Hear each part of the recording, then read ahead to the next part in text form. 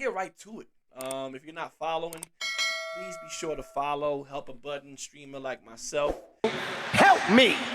Help me!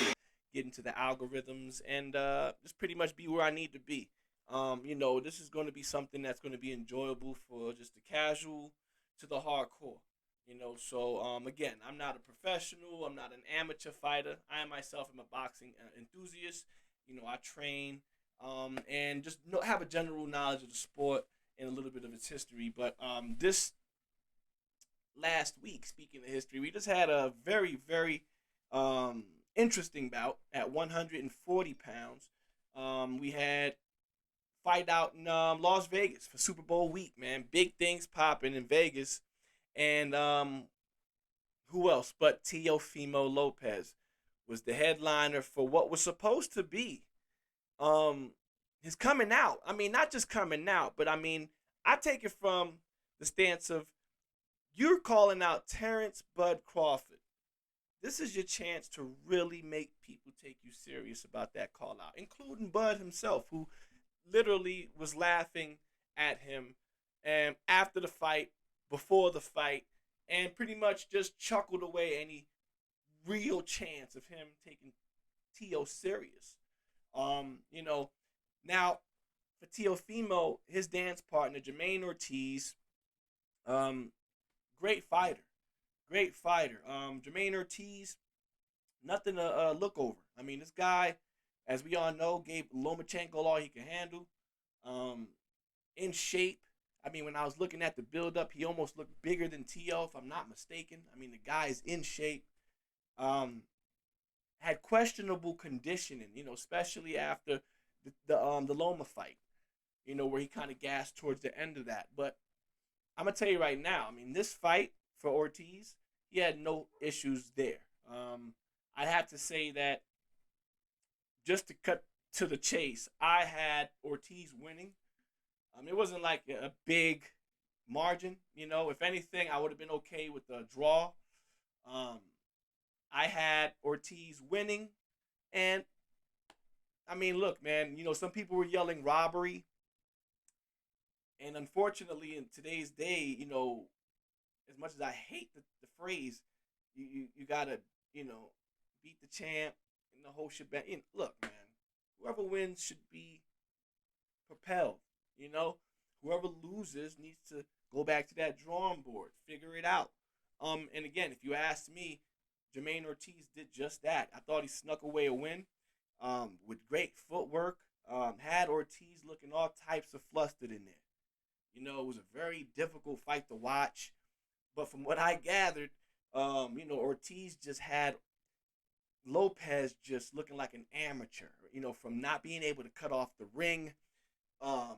Not being able to do anything with Ortiz from the southpaw position. Ortiz implemented a great strategy and basically made Lopez's jab a non-factor, right? So that leaves Ortiz with a couple things. I mean, the lead right hand, right? You're going to obviously be expecting that from that position, but Ortiz did nothing to throw off Lopez did nothing to throw off or his timing. So Ortiz was just at the park. I mean, when it comes to just, picking them apart, he was having fun. Really, because, I mean, it was that obvious. TeoFimo had nothing, no feints, had no way to set up that right hand, and it was easy pickings. Man, I mean, the guy took a page out of Sandor Martin's book, and back when I saw that fight, you could have chalked that up to a terrible night.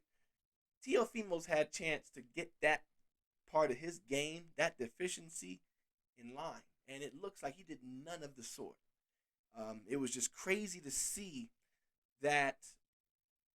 If you asked me, TeoFimo was very close to really pushing the public to consider a fight with Terrence Bud Crawford, my personal pound for pound number one in the world.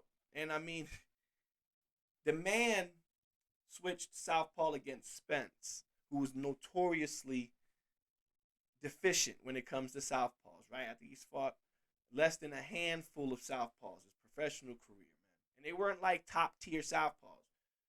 So to have Terrence Bud Crawford in the same ring as Teo, fighting out of a southpaw position like Ortiz, I don't think Teo even makes it through the fight. You know, um, so that's enough of that talk with Terrence Bud Crawford. Teo has a lot of work to do.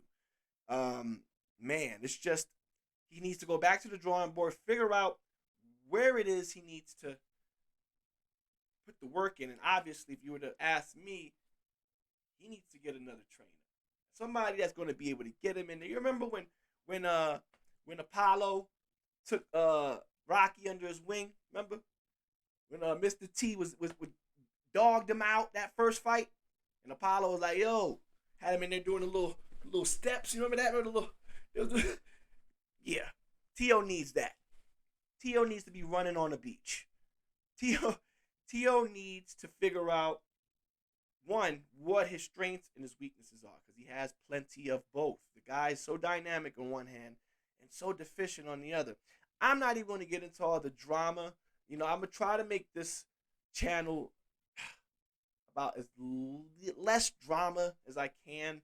I know I have to cover boxing, and a lot of it today is the chatty patty Twitter talk, and just some of it is good. I love Bill Haney, what he does for boxing, but for the most part, we're gonna just try to stick to the sport itself and what really matters. And the fact of the matter is, TeoFimo Lopez beat Jermaine Ortiz. It's been about a week, and I'm gonna definitely take my time when it comes to recapping these bouts, to really let it soak in, see what everybody's talking about, and that's what I did. So it's been about a good week. Just madness. To think that, at one point this guy was calling out Haney. Teo don't want no parts of Haney. You don't want no parts of Shakur. I'm gonna tell you that right now, because his footwork is just not up to par. It's just not good, man. It's just not looking like the guy who made me believe after watching him put the hands on Taylor or Josh Taylor or Lomachenko.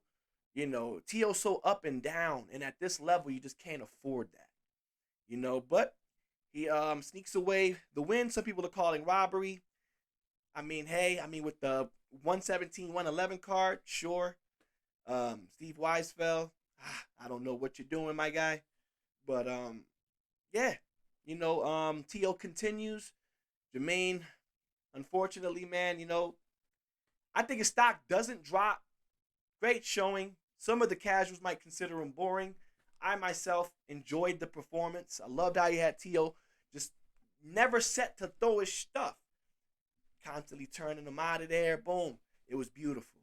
But yeah, for that 140, man, 140 is just crazy right now. This is no time to play.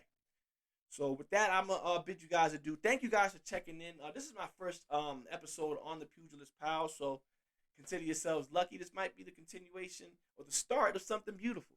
But till next time, you guys. My name is xElitexCubanox. Y'all be sure to follow my other channels as well.